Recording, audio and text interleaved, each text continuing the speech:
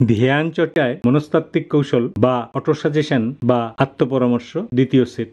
1. শরীর সামনে যেন না ঝুঁকে, তবে মাথা সামান্য ঝুঁকতে পারে। কতটা ঝুঁকবে তা অভ্যাস করতে করতে ঠিক হয়ে যাবে। সামনে ঝোঁকার পরিমাণ এক একজনের এক এক রকম। 2. কিছুক্ষণের জন্য দেহ ভুলে যাবে, পরমাত্মা তথা ঈশ্বরকে স্মরণ করব। 3. আপনার নিকৃষ্টতম শত্রু আপনার যতটা ক্ষতি করতে পারে তত ক্ষতি করতে পারে না যতটুকু আপনার নিজের চিন্তা ভাবনা করতে পারে। 4. বর্তমানের প্রতিটি মুহূর্তের সাথে সম্পর্ক রাখুন এবং আপনি যা করছেন তাতে সম্পূর্ণ উপস্থিত থাকুন। খুব সহজেই সাফল্য লাভ হবে। 5. দুই হাত দুই হাঁটুর দুই প্রান্তে রেখে জ্ঞান মুদ্রায় ধ্যান চর্চা করলে ধ্যান শেষে হাত উপর হয়ে যায় অনেক সময়। 6. অহংকার যত বেশি, জ্ঞান তত কম।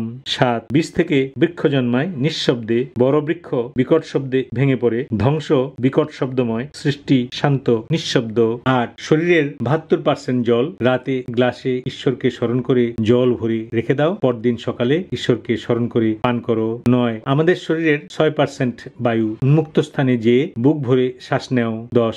শরীরের 12% ভূমির উপাদান বিদ্যমান। খাদ্য গ্রহণের সময় ঈশ্বরকে স্মরণ করে আনন্দের সাথে খাদ্য গ্রহণ করতে হয়। 11. প্রকৃতির সাথে যত বেশি মিশে থাকা যায় তত শান্তি। 12. চশমার পাওয়ার পরিবর্তন করলে দৃষ্টিশক্তি স্বচ্ছ হয় বটে, কিন্তু দৃষ্টিভঙ্গি পরিবর্তন করতে মানসিকতার পরিবর্তন একান্ত প্রয়োজন। 13. ছোট্ট এই জীবনটুকুতে প্রাণ ভরে হাসো। 14. মন খুলে সবাইকে ভালোবাসো। 15. শিশু একটি কবুতরকে মুক্ত করে উড়িয়ে দিয়ে হাসছে, শিশুর কাণ্ডজ্ঞান ঘোষণা করছে শিশুই প্রকৃতি এবং শিশু হাসির মূল্য জানে, অর্থাৎ শিশুর মতো সরল হও। 16. ভাবো ধ্যানের উছিলায় ঈশ্বর আমার জীবন বদলে দেবে। 17. সামনে বেশি ঝুঁকে ধ্যানে বসলে ঘুম আসতে পারে। 18. ধ্যানে থাকলে সময়ের অনুভূতি থাকে না। 19. কখনো বদলা নেবার সিদ্ধান্ত নেবে না, সিদ্ধান্ত নিলে মন অশান্ত হয়ে কষ্ট বাড়ে। 20. চিন্তা হলো তা যা আমি হতে চাই, আর শান্তি হলো তা যা সত্যিকারের আমি, ঈশ্বরের রহমত বা আশীর্বাদ। 21. তুমি কতটা ভালো তার চেয়ে গুরুত্বপূর্ণ বিষয় তুমি পরিবর্তিত হচ্ছ।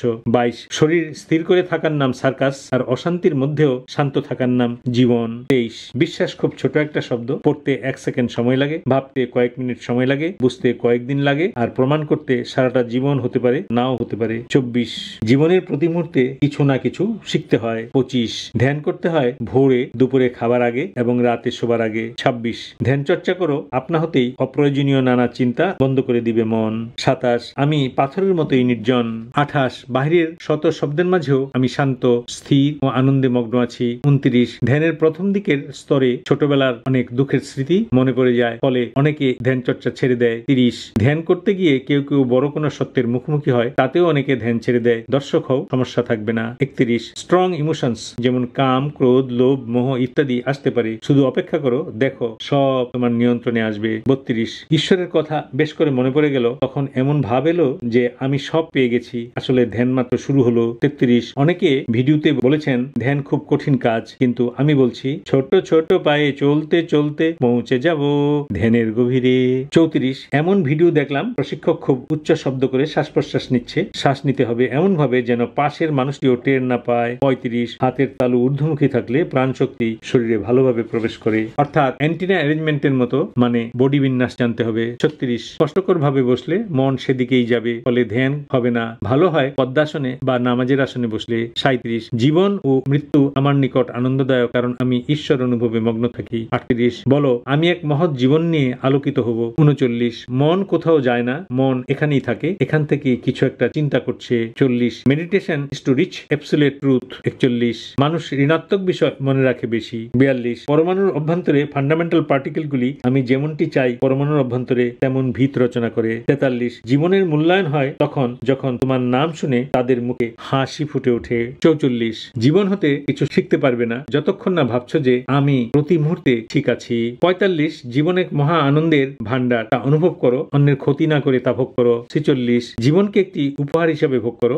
এর পৃষ্ঠাগুলো উন্মুক্ত করো সম্মান ও ভালোবাসা দিয়ে। 47. জন্ম নেয়া ভাগ্যের ব্যাপার, মৃত্যু হওয়া সময়ের ব্যাপার, কিন্তু মৃত্যুর পরেও মানুষের হৃদয়ে বেঁচে থাকা কর্মের ব্যাপার। 48. পৃথিবীতে সবচেয়ে বড় আদালত হলো বিবেক। 49. নিরাশা পরাজয়ের প্রধান কারণ। 50. জীবনের সব ঝড় ক্ষতি করতে আসে না, কিছু ঝড় আসে জীবনের পথ পরিষ্কার করতে। 51. প্রতিটি দিন আশা নিয়ে শুরু হয়, কিন্তু অভিজ্ঞতায় পরিসমাপ্তি হয়। 52. ধ্যানে কিছু করতে হয় না, বরং নানা কিছু চিন্তা বন্ধ করাই ধ্যান। 53. সবাই বলছেন নিরিবিলি স্থানে শান্ত পরিবেশে ধ্যান করতে হয়, আমি বলি যে কোনো স্থানেই ধ্যান সম্ভব, ভাবো আমি নির্জন। 54. মানুষ দিনে 21 10,600 বার শ্বাস নেয়, টেনশনে আরো বাড়ে। শ্বাস কমলে চিন্তা কমে, শ্বাসকে 10 বারের নিচে নামানো সম্ভব। 55 যা নই তা চিন্তা করলে অস্থিরতা আসবে। 56 সুন্দর বলে কিছু হয় না, তুমি যাকে যত বেশি ভালোবাসবে তাকে তত বেশি সুন্দর মনে হবে। 57 ভালোবাসার সম্পর্কটা পানির মতো, যার কোনো বর্ণ নেই, কোনো আকার নেই, কিন্তু জীবনের জন্য গুরুত্বপূর্ণ। যদি মনের মতো মানুষ না পাও তবে ঈশ্বরের সাথে সম্পর্ক করো। 58 মাস্ক একটি উপলক্ষ মাত্র,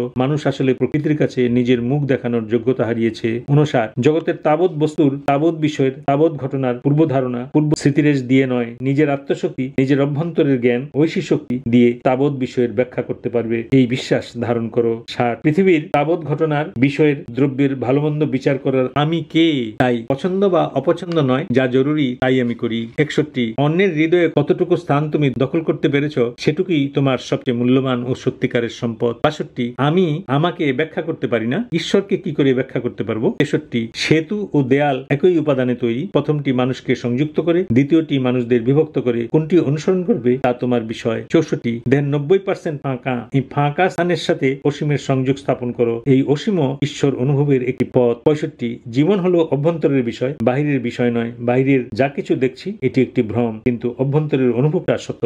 66 সফল হওয়ার কোনো রাজকীয় পথ নেই, কিন্তু সফল হলে পথটি রাজকীয় হয়, এই পথে থাকে বিশাল শ্রম ও সর্বোচ্চ বিশ্বাস।